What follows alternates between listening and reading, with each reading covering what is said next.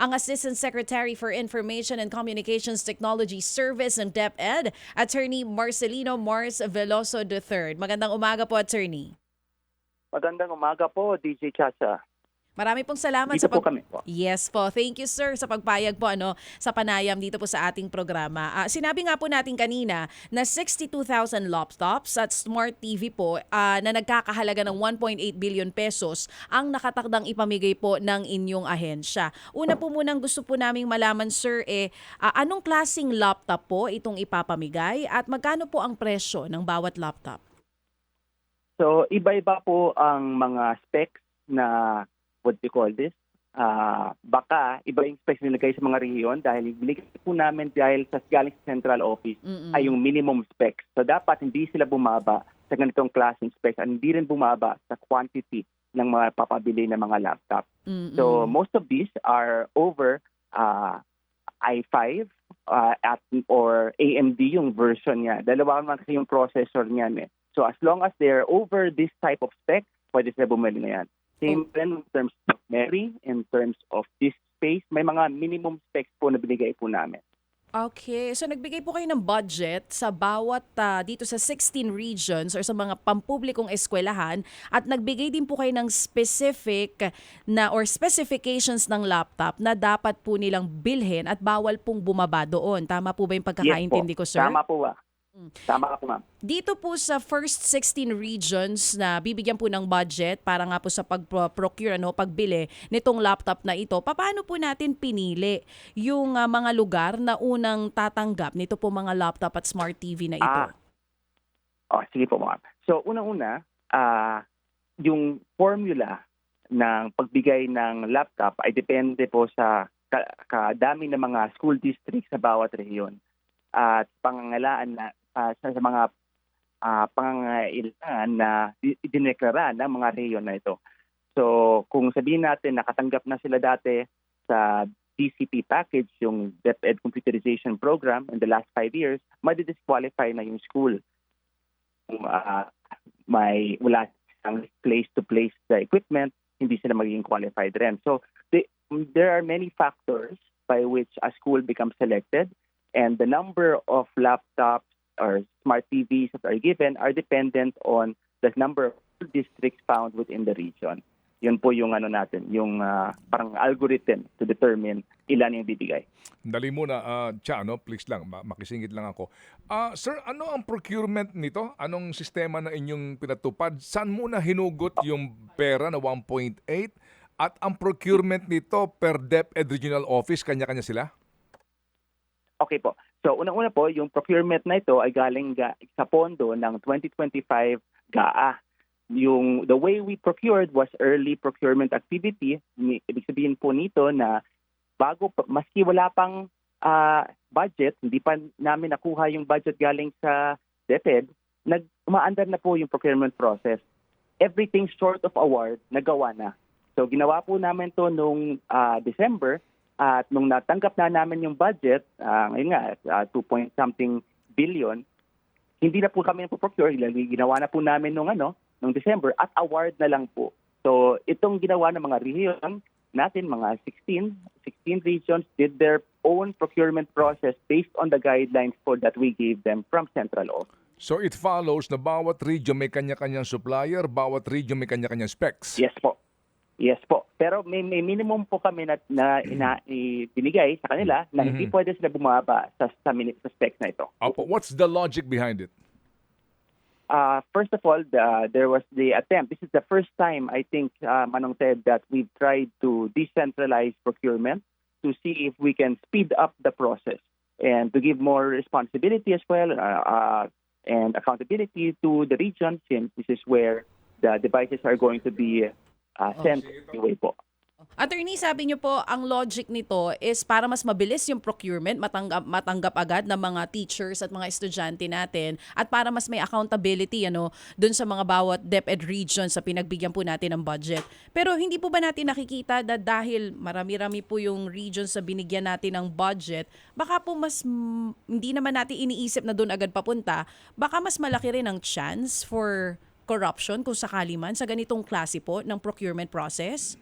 Hindi po ba Well, so mahihirapan far- ng opo, sige po sir.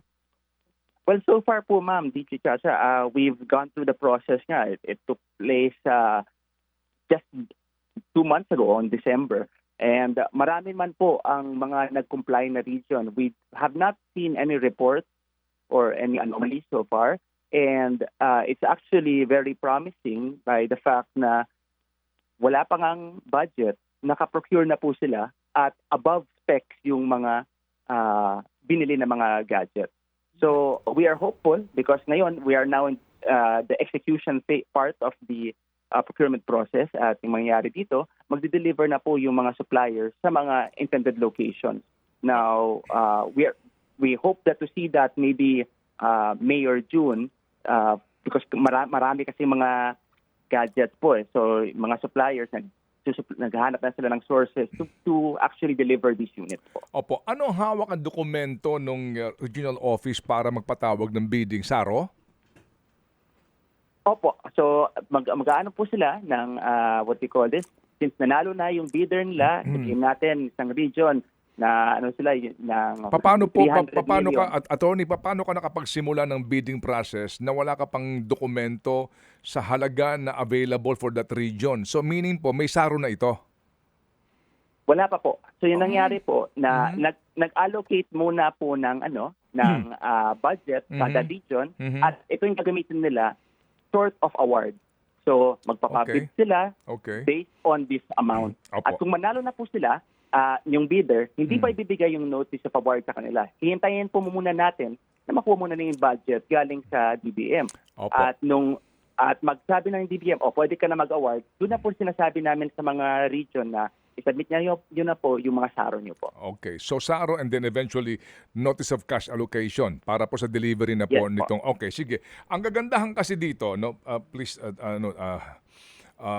listen siya, ano. Ang kagandahan kasi dito ay bawat region may kanya-kanyang responsibilidad, walang sisihan, iyan ang specs na hiningi ninyo, di ba? Tama, no? Right? At saka mas madali siyang ma-monitor nga per region kasi nga ano lang ito no, hindi national na kapag nagkamali, mali na, di ba? Kapag dito po at least regions, agad nyo mamomonitor. So far, magkano ang pinakamurang laptop sa lahat ng region at pinakamagandang klase? Naku po, makuha ko pa. I'll have to study the data further, sir, but it's a good question and we will get back to you right away on this po. Kasi Baka magbalik kasi po 16 regions, so baka 16 different suppliers, different Yes. labs pa sila. So Yes. I'll have to study the data pa po, sir. Opo, di ho ba, maganda rin malaman yun kasi kung merong region na nakakuha ng mas mura at mas maganda pa yung kanyang klase, di ba? Yung kanyang bilis. Opo. Opo. Sige, so ito pong mga laptop na ito, upon delivery kaninyo, sino ho ang prioridad? Yun daw kaninyong nabigyan na dati for the past 5 years, hindi na mabibigyan. Paano po yung binigyan ng mga depektibo na mga tama, no? Dell yung dati nilang brand na binili sa halagang 58,300 bawat isa. Do you remember that? I think so, sir, but I have knowledge of it now because we were tasked to look into what happened in the past and yun po nga, they were one of them, except that base sa guidelines namin ngayon po, hindi sila kasama dahil kawawa naman yung iba, wala sila at all, zero. So, kailangan if in terms of equity, baka siguro mas maganda yung may wala, bigyan muna. Maski Ganun. yung nakatanggap na dati, oo. Kasi po yung mga tumanggap dati dito, ang iba nagsole, ang iba ho hindi na ginamit Nagkaroon ba kayo ng inventaryo doon sa binigyan po no ng 39,583 na mga dapat ay recipient ng mga guro. Yung iba ho dito hindi pa nakatanggap, ang iba po nakatanggap isinole. Nagkaroon ba ng inventaryo para naman maging fair din na yung ibang supposed to be tumanggap nitong depektibong Dell Intel Celeron na ito ay makatanggap po nitong mas makipagpakinabangan nila? Tama po. Hindi ko pa suri yung data kung sino nakatanggap ng mga Celeron dati dahil if I'm mistaken, this was in even before 2020 2022 po. Actually, lumabas yung COA 2022. report. Ay, 2022. So yung ngayon, yung mga budget yung mga laptops na nakatanggap na 2022, binibigay na namin yung iba kasi dinideliver pa lang ngayon yung iba eh. So ano na yung backlog po from 2022 to 2025, 2024, pinadeliver na namin po yung mga naka-plano na ipa-deliver sa mga lugar na ito. So yung mga nakatanggap na ng mga ganitong klaseng laptop, kung gumagana pa po sila, parang disqualified na po sila for this batch until at least we can circle everybody else po. Okay. Gotcha. Yes, sir. Attorney Marcelino, sabi nyo nga po, para ito sa mga teachers, pero part din po ba ay makakatanggap yung mga estudyante rin? Makikinabang din po ba sila dito? Or these are solely for teachers? So, ma'am, we've segregated the packages into different modes. Yung pinakauna ay yung laptop for teachers at yung laptop for non-teachers. At may isang package na para po sa mga estudyante. So yung labas nito po ay isang e-learning cart. May 2 carts po to at there are 23 laptops in each cart. So magiging parang mobile lab siya within the school. So ito po yung naging procurement process for the last, I think, 3 years, 2022, 23, and 2024. At ngayon, sa 2025 dapat, kasama rin po dapat ito. Pero since hindi budget namin, pinapokus muna yung para sa estudyante. So kaya yung naka-EPA, ngayon ay yung lang para sa teachers at yung Smart TV po. Yung pong binabanggit ninyo na e-carts, sa teachers po ito? Teachers yung gagamit nun? Hindi po. Yung mga estudyante po. So yung mangyayari, magiging mobile lab siya. There are 46 laptops that will be in this cart at pwede i-move from one room to another at para magamit ng mga estudyante sa bawat silid para. Oh, that's nice. Kumbaga hindi na lang nasa loob ng library or isang area kung sinong klase ang kailangan ng mga laptops po pwede nilang magamit. 43 po. Tama po. So far, na plano pang dagdagan ng DepEd soon kung sakali mang magkakaroon pa ng budget in the future. Tama po? So 46 po. 23, 46. Yung 23 laptops. Yes, 23 laptops in each cart and 2 cart. At yung logic po, and similar laptop po, kung nakatanggap na po yung eskwelahan, magiging disqualified na rin po yung ng isa pa e-card. Dahil kawawa naman po yung ibang mga eskwelahan na wala pang nakatanggap. Yung pong Smart TV, sir, paano naman po ang allocation nito? Ganon din po ba yung procurement process kagaya nung sa laptop? Yes po. So ngayon, yung isang package consists of 1 Smart TV, 5 Smart TVs with 1 external hard drive na kasama sa procurement. So, pwede nila i-load yung mga videos Lessons, na para sa mga lessons, mga whatever program that the Smart TV will allow, and then the school will be able to put it in the different classrooms po. Oo, at iba-iba rin po ang specs nito depending kung ano ang gusto ng bawat eskwelahan.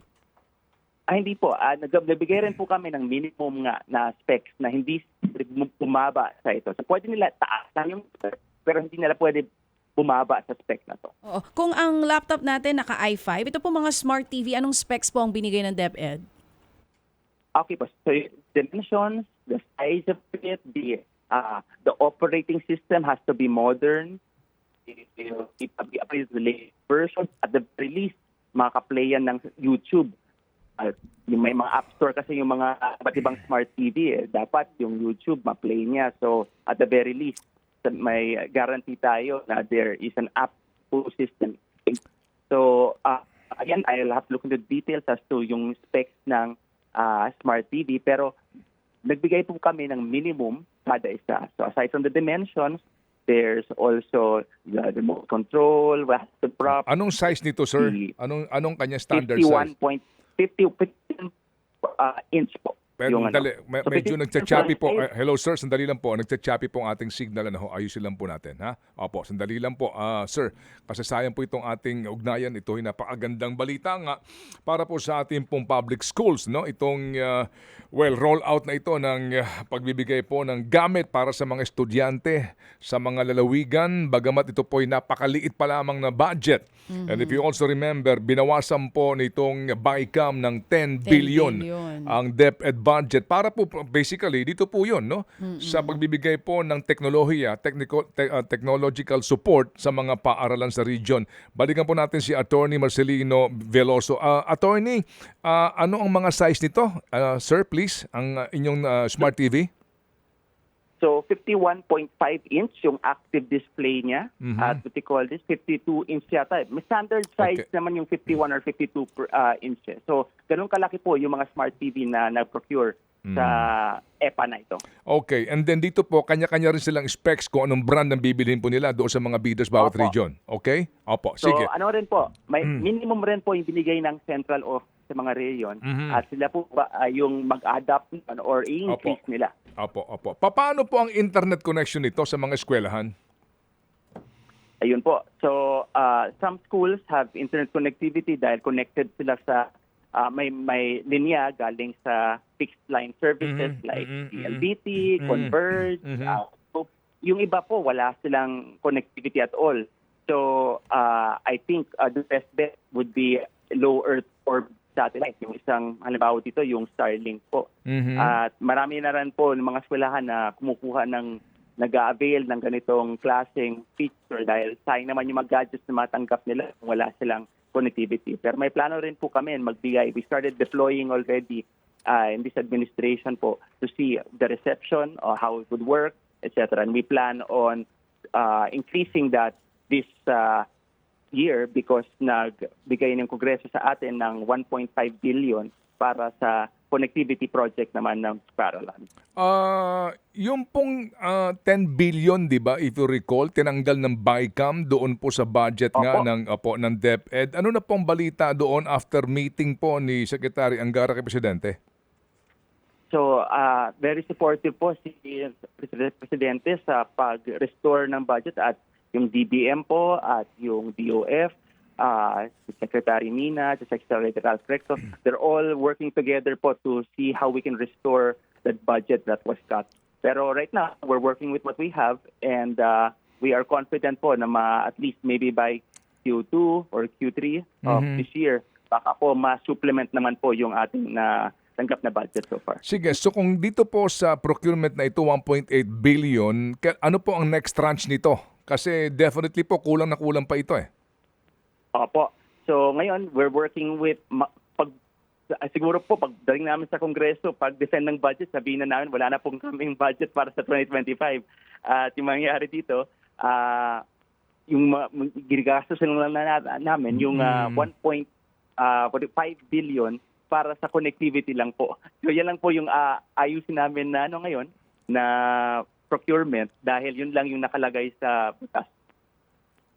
So magkano lang ang total budget po ninyo bago kayo makahingi pa ng dagdag o magawa ng paraan ng Presidente itong binawas ng BICAM na 10 billion?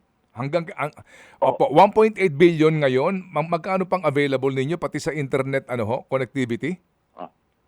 So yung internet connectivity po, special provision po yan. So outside my budget, 1.5 billion pero yung mag-i-execute niyan, yung DICT. So magpa-partner kami niyan para maggawa ng guidelines para po yung connectivity para sa eskwelahan. So 1.5 billion po yan na separate. Opo, Yung and then billion na ating dapat na kasama sa NEP na 2025, yun po yung binawasan. At yung sa amount na yun, 2.4 na lang po yung binigay sa amin. At 1.9 na yun, ginastos na po para sa mga smartphone, mga laptop. So yung balance na lang po, yun lang po yung natitira sa 2025 na budget po. so less than a billion na lang ang natitira. Less than 500 siguro po dahil Okay. 2.4 minus 0.9 Okay. is Opo. what we call it. So 500 na lang po yung tira niya. Okay, sige po. So sir, kailan pa ho kayo napadpad po ng DepEd, attorney? Renew permanent is my first time. Sandali, medyo September. nagcha-choppy po kayo. Kailan po kayo Hello, sir. kailan po kayo na-appoint sa DepEd bilang ASEC, sir? Yeah, last year lang po sir, the October of September, late September of last year po. Opo, kayo po yung na-appoint kay VP Sara Time ba ho ba kayo o dito po kay Ginoong Angara? Hindi po. Kay Secretary Angara na po. Okay, sige. Kasi gusto lang namin malaman, baka pwede hong maging, sorry ha, assignment nyo po ito. Dito po sa mga bidder, problem, sir. ano ba ang nangyari doon sa controversial nga na bidding nitong Dell laptop na ito? Kung saan ang nanalo po kasi dito, no, yung joint venture ng SunWest Construction and Development Corporation. Opo, ito yung JV, no, joint venture of SunWest kung tawagin. Ito po yung nag-supply ng overpriced at depektibo at outdated na mga laptop. Gusto lang ho namin malaman, ano ba nangyari sa mga bidders na ito? At baka sila mismo din nakasali na naman dito sa panibagong bidding. So wala po akong nakita sa mga bidders ngayon or of the last couple of years po na SunWest. So I will have to look at that. I'll read more about that, sir. Opo. Kasi baka ho na naman, baka na naman po nagpanggap lang ito, nagtago sa ibang pangalan, pero lumalaho pa rin po sa mga bidding na sa DepEd. Bagamat nga ang report ng COA at maging sa Senado, sobra po talagang talamak ng kalokohan at corruption na nangyari dito.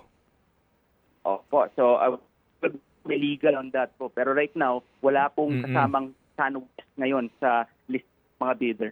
At least sa central office. So we're now going to be looking at sino mga nanalo sa mga regions na determine ano yung Opo. Sige po. May tanong ka ba, Cha?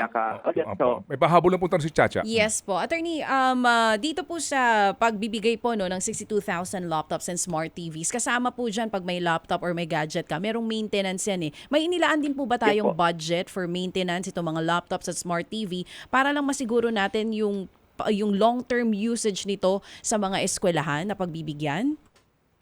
Yes po. I mean, in terms of maintenance, we have a 3-year warranty period po ng mga supplier. Kasama po yan sa guidelines bago sila mag-qualify. So, ibig sabihin, kung may depektibo man mahanap sa mga devices, it's covered po by the warranty. Pwede na po ipa-replace yung mga unit na po nito. Oh, that's nice. Magkakaroon din po ba ng evaluation ang DepEd kung yung magiging outcome po nito sa mga estudyante natin kung sakali man? Kasi based on the EDCOM2 report, sinasabi din po nila na yung pagpapabuti po ng access ng quality and the technological aspect ng bawat eskwelahan, importante para sa kalidad ng edukasyon ng mga estudyante natin. Opo, I mean, right now we are trying to use tech po within the schools itself. It's a directive from the President himself. Sabi po niya sa SONA 2024 na digitalization must now be a standard in our schools. So we are now trying to incorporate po tech in teaching. So we are developing new ways of teaching, new ways of learning. So, what's the next step po for DepEd? Magkakaroon po ba tayo ng more trainings for digitalization para sa ating mga guro? Yes po, because some of the teachers, they'll have to adapt nga to this new way of doing things with the gadgets that we are buying for the schools po. So, kasama na po ito yung Teachers Education Council, yung para sa pre-service, yung NAEAP namin, yung National Educators Academy. So, sila po yung magtuturo po sa mga teachers po. Okay, sige po. And I'm sure you're very much familiar po, ASEC, dito po sa EDCOM2 report, no? Kung gaano Yes po po, tayo yes we are decades already behind, no, sa learning ng ating pong mga bata, kabataan. Kaya po we really have to work faster. But again, it will all depend on the budget. At ang sinasabi po ni Presidente, doon siya nakatutok. Pero sa bandang dulo po, malalaman natin, no, kung sincero ang gobyernong ito sa pamamagitan po ng ipinapasang budget para po sa edukasyon. Ano po, Attorney? Yes po, we are very shown immense support, sir. Opo. Salamat po, Attorney Mars, sa inyo pong panahon sa ating pong programa. Thank you, sir. Mabuhay. Thank you po. Si Attorney Marcelino Mars Veloso III.